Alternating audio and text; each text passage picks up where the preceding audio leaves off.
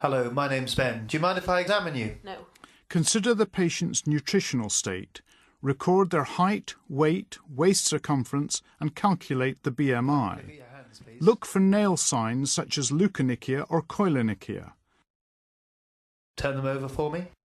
Palmar erythema is a sign of chronic liver disease, although it is normal in pregnancy. Look for finger clubbing, which can be due to chronic liver disease, inflammatory bowel disease or malabsorption. Could you place your arms up in front of you and cock your wrists back, please? Asterixis is a coarse flapping tremor seen in liver failure. It may also be seen in cardiac, renal and respiratory failure with CO2 retention. Look for needle tracks, tattoos and paucity of axillary hair. More than 5 spider nevi in the distribution of the superior vena cava is a sign of chronic liver disease, although again this can be normal in pregnancy. Remember to include the upper back. You'll need more exposure than is demonstrated here. Palpate for cervical node enlargement, which may be present in lymphoma or metastatic disease. Bilateral parotid swelling can be a feature of chronic alcohol abuse. Bring your legs back up. Just rest your head back. Look for spider nevi in the face and pallor and jaundice in the eyes. I'm going to look in your eye. Look up for me. Under natural light. And down. Jaundice is a diffuse yellow discoloration of the sclera. Now can you open your mouth? Look for angular stomatitis and mouth ulcers. Also inspect the teeth. You may smell a characteristic fetor. And stick your tongue out. The tongue can be affected by iron, B12 or folate deficiencies. I'm just going to lie you flat. Examine the abdomen with the head supported on a pillow to relax the abdominal muscles and with the arms by the sides. Expose from the xiphisternum to the pubic symphysis and look for scars, stomata, distension or pulsations. Do you have any pain anywhere? No. I'm just going to feel very gently. Let me know if it's sore. Ensure that your hands are warm and kneel beside the bed. Use your right hand, keeping it flat in contact with the abdominal wall, and avoid using your fingertips. Watch the patient's face throughout the examination for any sign of discomfort. I'm now going to feel deeper. Again, let me know if it's sore. Feel each region of the abdomen in turn with superficial palpation, then repeat with deeper palpation. If the patient reports a site of tenderness, begin distant from this and work towards it. In addition to feeling for tenderness and masses, assess the muscle tone. Now can you take some deep breaths in and out? Feel for the liver edge as it descends during inspiration. Start in the right iliac fossa and work superiorly 1 centimetre at a time.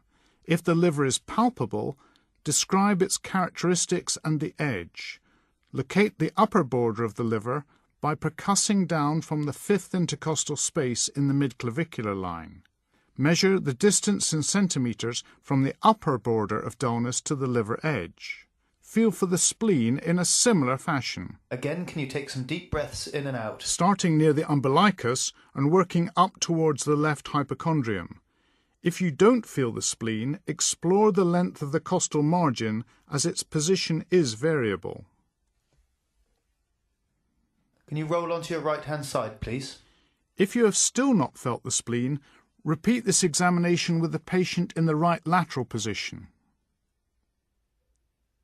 Take some deep breaths in and out again for me, please. Again, palpate using your right hand, starting at the umbilicus and working towards the left hypochondrium. Place your left hand behind the patient's left ribs, gently pulling the rib cage forward. And roll back onto your back. Percuss over the lower ribs and lateral chest wall to confirm or exclude the presence of splenic dullness. To detect lesser degrees of kidney enlargement, place one hand behind the patient's back below the lower ribs and the other anteriorly. You sometimes need to press firmly, but take care as this may be tender. The kidney is typically ballotable.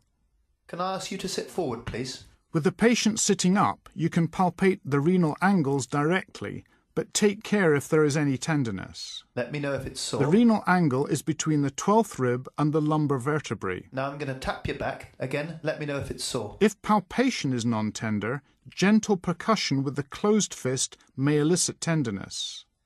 Check for pitting edema over the sacrum by applying pressure for a few seconds and seeing if indentation remains. Can you lie down flat again for me, please? Percuss from superior to inferior in the midline over the abdomen. The point at which resonance changes to dullness marks the top of the bladder. Percuss for ascites by starting in the midline and working laterally towards the flanks. With ascites, there will be dullness laterally. Can I get you to roll onto your left-hand side? Turn the patient and wait. A note change from dull to resonant is shifting dullness, indicating ascites. And could you roll back for me? And now can you place your hand down the middle of your tummy? A transmitted fluid thrill is another way to demonstrate gross ascites. The patient's hand prevents transmission of the impulse through their skin. Next, use the stethoscope diaphragm to auscultate for bowel sounds.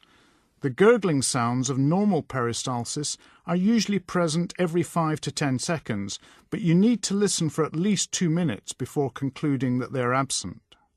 Listen over the kidneys for the bruit of renal artery stenosis and over the liver, where a bruit may be caused by hepatitis or hepatoma, and over the umbilicus for an arterial bruit that might suggest an atheromatous or aneurysmal aorta. Warn the patient before testing for succussion splash. I'm going to give your tummy a shake. An audible splash more than 4 hours after oral intake indicates delayed gastric emptying due either to gastric outlet obstruction or gastroparesis. Inspect the legs for pyoderma gangrenosum and for ankle edema, which may be due to hypoalbuminemia. Although not demonstrated here, you should also examine the hernial orifices and genitalia. Thank you very much.